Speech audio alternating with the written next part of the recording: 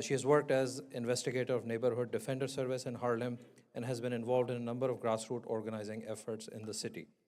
During the 2025 election cycle, she also served as an organizing and field lead for Zohran Mamdani's successful mayoral campaign.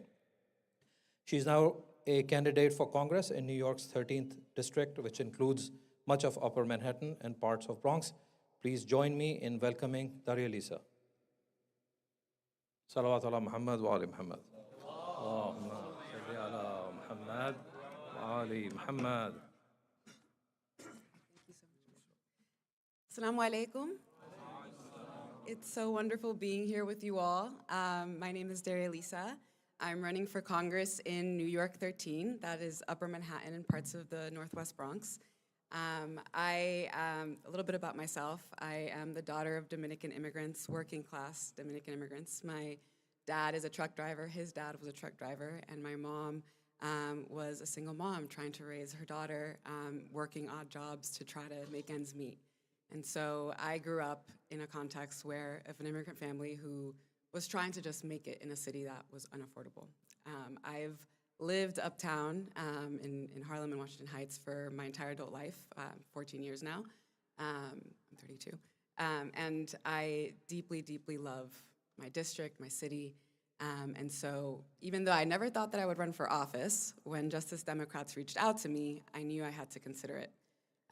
Because Justice Democrats is an organization that runs candidates nationally. They ran folks like Summer Lee, Jamal Bowman, and other very progressive champions for justice in this country. And they only do that through nominations from the community. So when I learned that someone in my community had nominated me to run, I knew that this was an important race. I knew that this was something that folks thought was possible and something that we all deserve.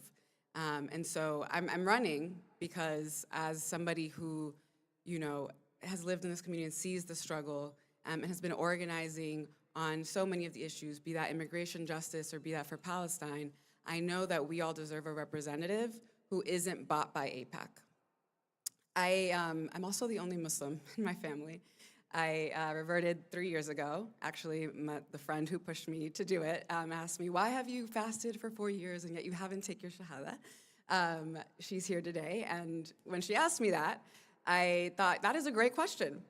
And I thought for myself why I hadn't taken the step yet.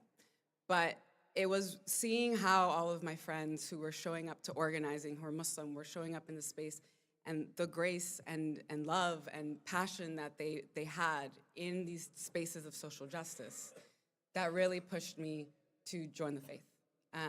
And wanting to make sure that we are reflecting that, I'm reflecting that in every space that I'm in, and that, inshallah, if we make it to Congress, that we're reflecting that in the halls of power as well.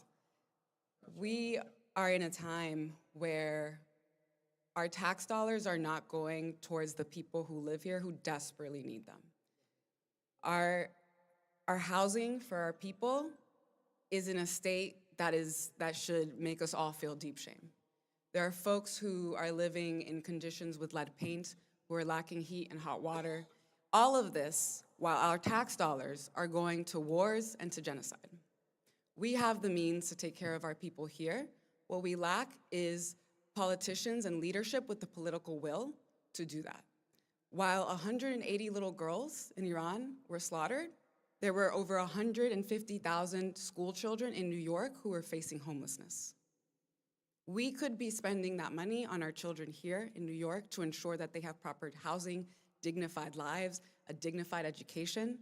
And my opponent, Espaillat, is bought by the Israeli lobby to stay silent. We need leadership with moral clarity. We need the entire community, the community that has moral clarity and sees these reprehensible acts of war as for what they are, and comes together to support candidates and support a new vision for our government and for these structures that enable us to actually help our people here, as opposed to harming people elsewhere. So, with that, I want to say thank you all so much for inviting me to speak with you.